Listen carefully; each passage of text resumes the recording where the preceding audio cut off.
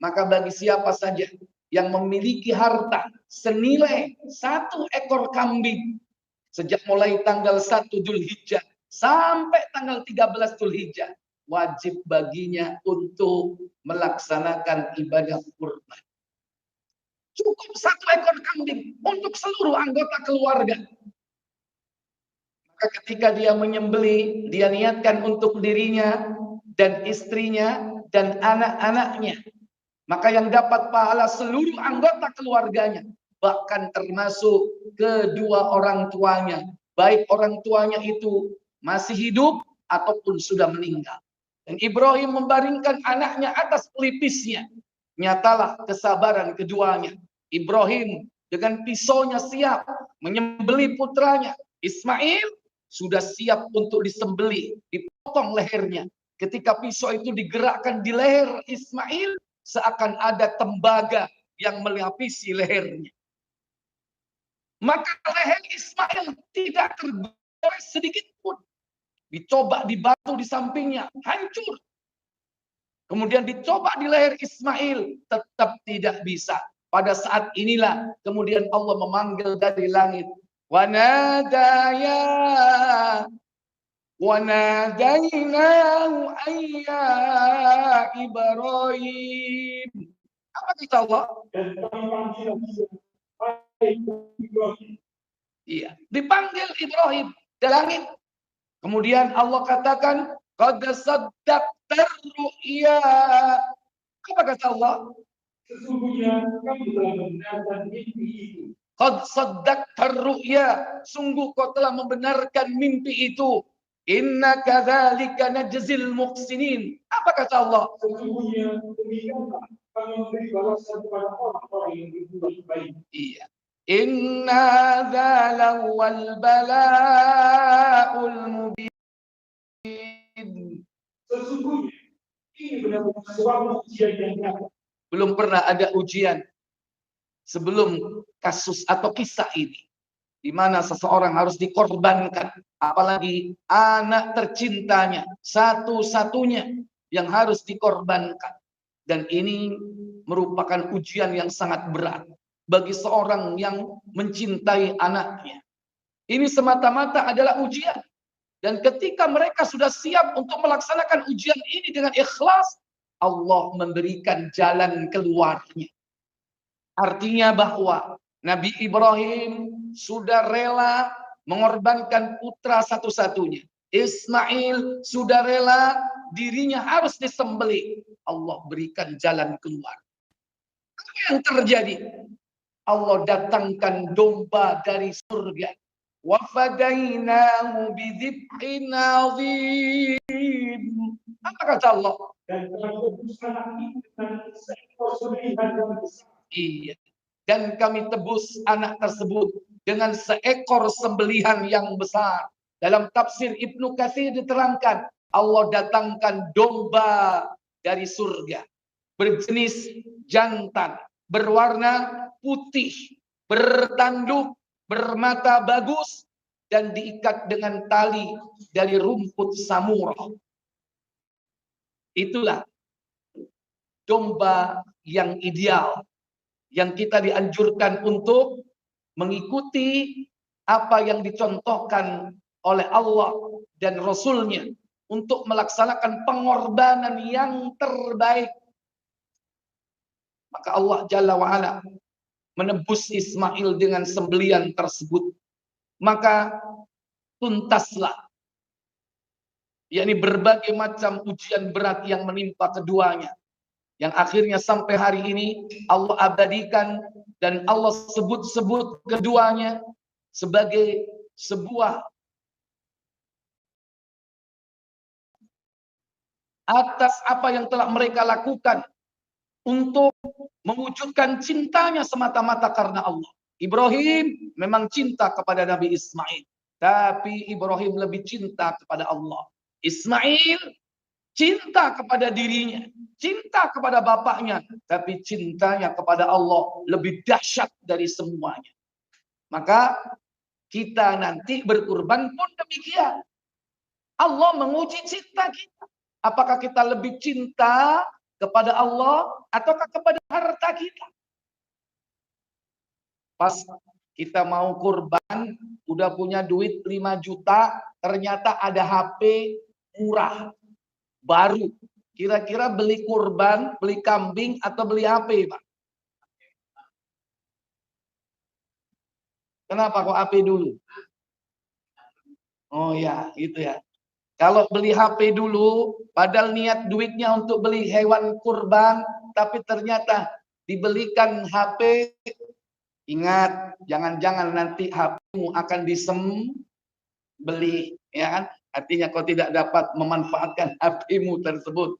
Makanya Allah jadikan syariat ini syariat yang terus berlangsung dari tahun ke tahun. Wa tarakna 'alaihi fil akhirin. Apa kata Allah Jalla wa Ala? Kami abadikan untuk Ibrahim itu ujian yang baik di kalangan orang-orang yang iya. Dan kami abadikan untuk Ibrahim itu pujian yang baik di kalangan orang-orang yang datang kemudian. Maka kita sebagai salah satu pengikut beliau, millah ajaran beliau, salah satunya adalah udhiyah. Maka wajib bagi kepala keluarga setiap tahun berkurban, sebagaimana disabdakan oleh Nabi Shallallahu Alaihi Wasallam, yaitu hadis Ibnu Majah di nomor 2555.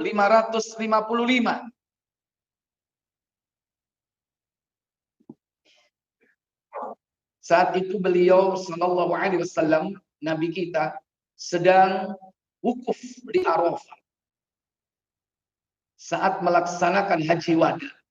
Kemudian beliau mengatakan kepada seluruh hadirin pada saat itu, apa kata beliau? Dari Miknab bin Sulaim, Ibnu Majah 2550. Silakan. Apa katanya? Kami duduk di Arafah di sisi Nabi SAW. Apa sabdanya? Wahai manusia sekalian, sesungguhnya wajib setiap keluarga untuk berjuang dan menjadi hewan yang tahu. Iya. Ayyuhan nas, wahai manusia, inna ala kulli ahli baitin, sesungguhnya bagi setiap kepala keluarga, fi kulli am, setiap tahun, udhiyah, wajib menyembelih hewan kurban. Maka bagi siapa saja yang memiliki harta senilai 1 ekor kambing sejak mulai tanggal 1 Dzulhijjah sampai tanggal 13 Dzulhijjah, wajib baginya untuk melaksanakan ibadah kurban. Cukup 1 ekor kambing untuk seluruh anggota keluarga. Maka ketika dia menyembelih, dia niatkan untuk dirinya dan istrinya dan anak-anaknya. Maka yang dapat pahala seluruh anggota keluarganya, bahkan termasuk kedua orang tuanya, baik orang tuanya itu masih hidup ataupun sudah meninggal. Maka ucapkan dalam penyembelihan itu, Bismillah, Allahu Akbar, hada anni wa ahli. Bismillah, dengan nama Allah. Allahu Akbar, Allah Maha Besar. Hada anni, ini dariku, wa ahli, dan juga dari keluargaku. Maka yang dapat pahala siapa? Kepala keluarga. Siapa? Istri-istri. Siapa? Anak-anak. Siapa? Kedua orang yang masih hidup ataupun yang sudah meninggal. Berapapun yang kita punya saat itu. Punya 1 ekor kambing, niatkan seperti tadi. Punya 2 ekor kambing. Ekor kambing, niatkan dengan seluruhnya dapatkan pahala yang sama. Kalau kita dulu nggak gitu, Pak, Ibu, anak 5, 7, masih bisa beli kambing 3. Kambing 1 untuk bapak, kambing 2 untuk ibu, kambing satunya lagi untuk anak yang paling pertama. Anak lainnya, kamu nanti besok ya, tahun depan. Ternyata tahun depan bokeh, nggak punya duit. Kasihan. Ini matematika tidak cerdas. Caranya yang terbaik apa? Seluruh hewan yang kita miliki yang nggak dikurbankan, niatkan untuk seluruh anggota keluarga. Ini dariku dan keluargaku. Maka kita sebagai lokomotif gerbong-gerbong kita ini akan ikut mendapatkan pahala yang sama. Bapak Ibu saudara sekalian. Tapi kalau kita diberikan kelapangan harta, tidak mau berkurban, maka Nabi mengancam, jangan dekat-dekat sholat kami, katanya. Kata Nabi Shallallahu Alaihi Wasallam di dalam hadis Ibnu Majah di nomor 2549. Beliau mengatakan, "Man kana lahu sa'i wa lam yudhi wala yaqrabanna musallana." Apa kata Nabi sallallahu alaihi wasallam? Jadi bagi siapa mengizinkan puasa tetapi tidak menunjukkan orang yang berada di tempat sholat kami. Ancaman Nabi, wala yaqrabanna musallana. Jangan kau dekat-dekat tempat sholat kami. Maka laksanakan ibadah kurban. Tentu apabila kita diberikan oleh Allah kemampuan. Sekarang kambing 1 ekor berapa sih Pak? 3 juta ada Pak ya? 2,5 ada nggak? Ada, ya kan? 2 juta ada mungkin dari gunung ya. Hah? Baru lahir. Mungkin belinya agak jauh Pak. Mungkin dari gunung, dari puncak ya kan? Tapi tolong bawa sendiri ke sini. Ya, silakan. Yang penting punya hewan 1 ekor kambing, terserah dengan cara yang halal bagaimana yang kita bisa lakukan. Dengan beli, yang penting dengan cara yang halal dan diridhoi Allah tabaraka wa ta'ala. Maka hendaklah di antara kita laksanakan ibadah tersebut dengan sebaik-baiknya. Di antara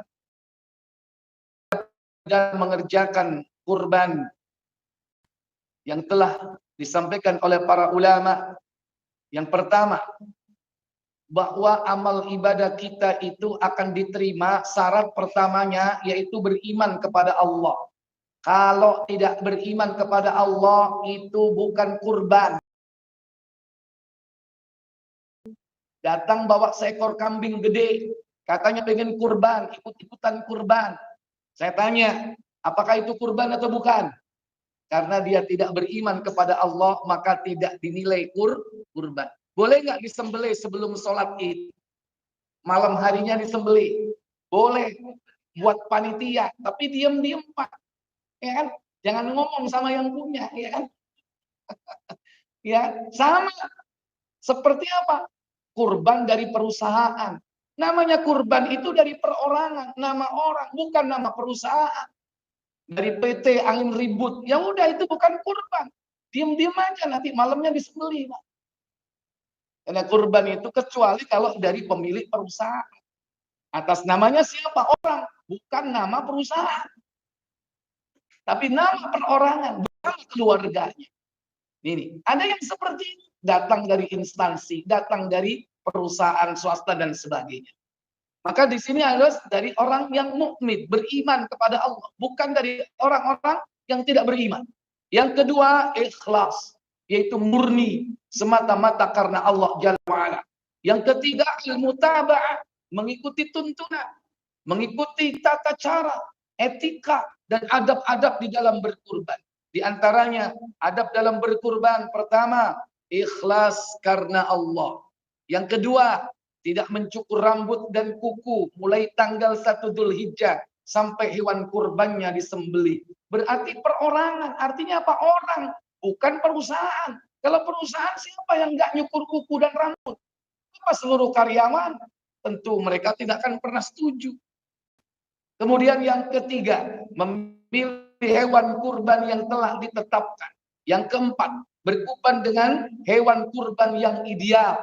Yang kelima, menyembelih sesuai ketentuan waktu. Yang keenam, menyembelih dengan cara yang baik. Yang ketujuh, zikir ketika menyembelih. Yang kedelapan, membagi hewan kurban kepada yang berhak. Yang kesembilan, boleh memakan sebagian hewan kurbannya. Yang kesepuluh, membagikan seluruh bagian hewan kurban. Seluruhnya. Mau kulitnya, mau kakinya, mau cingurnya, semua dibagi. Ya. Dan yang ke-11, tidak boleh memberikan bagian hewan kurban sebagai ongkos potong. Kemudian yang ke-12, boleh menyimpan sembelihan hewan kurban tersebut sampai waktu yang tidak terbatas. Silakan, mau jadikan dendeng, mau dijadikan abon, mau dijadikan kornet, bebas. Yang pertama, ikhlas. Tidak ada amal yang bisa kita pertanggungjawabkan kelak di hadapan Allah pahalanya kecuali amal yang dilandasi dengan ikhlas.